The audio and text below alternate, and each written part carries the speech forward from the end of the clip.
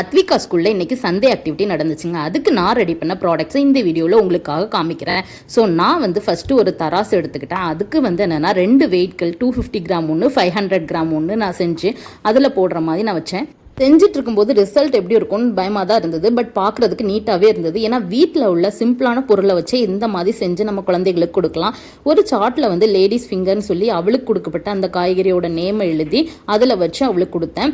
வெயிட்கள் செய்கிறதுக்கு அவளோட டாய்ஸில் உள்ள ரவுண்ட் ஷேப்பில் இருக்கிற மாதிரி எடுத்து பேப்பர் ஒட்டி செஞ்சேன். வீட்டில் யூஸ் பண்ணுற அந்த பவுல் யூஸ் பண்ணி தான் நான் ஒரு நாட் போட்டு ஹேங்கரில் கனெக்ட் பண்ணுற மாதிரி பண்ணிக்கிட்டேன். பார்க்கவே என்னென்னா நீட்டாகவே கிடச்சிது. பவுல் என்னென்னா சும்மாலாம் நாட் போட்டால் நிற்காது. ஸோ அதுக்கு கிரிப் கிடைக்கிற மாதிரி ஏதாவது ரவுண்ட் ஷேப்பில் நம்ம அதை வைக்கணும். ஸோ அதுக்காக என்னென்னா வீட்டிலே சமையலுக்கு நம்ம யூஸ் பண்ணுற அந்த அளவடன்னு சொல்லுவாங்க. ஸோ அதை வச்சு தான் நான் நாட் போட்டேன். நீங்கள் அத்விகா இதை பார்த்ததும் விளையாட ஆரம்பிச்சிட்டாங்க.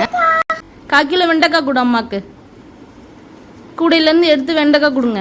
அதே மாதிரி வெண்டைக்காயை இந்த மாதிரி கூட போட்டு ஒரு பேக்கில் எல்லாத்தையுமே வச்சு அவளுக்கு கொடுத்து விட்டுட்டேன். காஸ்டியூமுக்கு இந்த மாதிரி சிம்பிளாக ஒரு ஷால் அட்டாச் பண்ணி அவள் ட்ரெஸ்ஸில் விட்டேன். பேக்கை காமிங்க, உள்ள இருக்கா? சரி.